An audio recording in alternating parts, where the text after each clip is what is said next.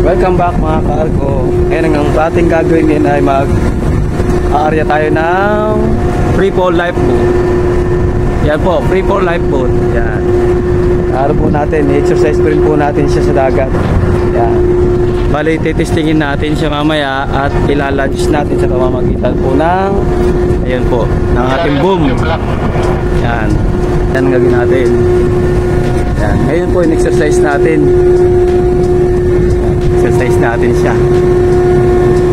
Mamaya, papakita ko po sa inyo paglapag mamaya dito sa dagat. Arko! What's up? What are you doing? Magpapaksara tayo, Garya.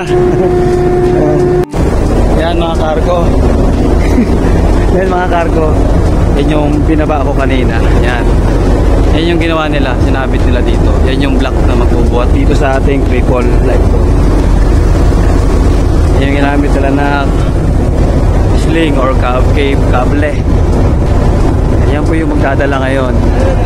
At mamaya, yan, tanggalin yung buckle, kabilaan, tapos i-aarya namin.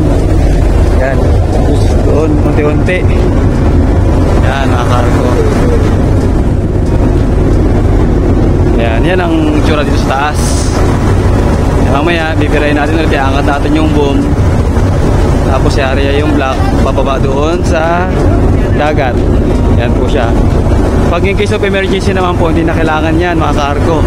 Bali, quick release po, lever niya. Ay pinipindot po sa loob na mechanism para po mag-release siya.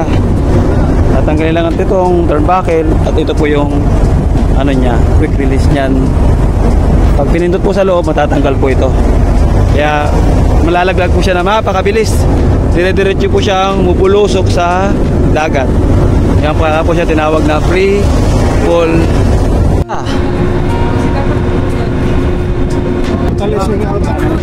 Pag naka-clear na, ipantay ko lang sir para malas malaki yung allowance. Yan.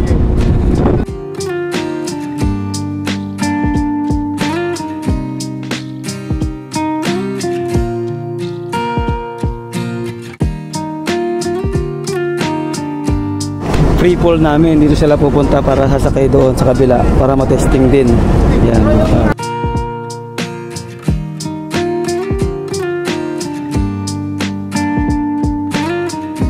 Yan mga kargo. Yan.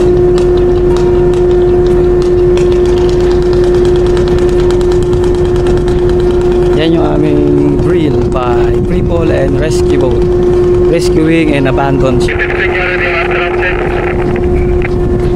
Yung isa po na cover yan pang free fall, yung cover po. Yung po isa for abandoned ship.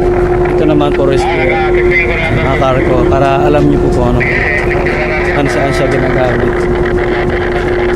Mga cargo, yun yung part of training namin. During may nahulog na tao or man overboard or training, yan ang gagawin namin.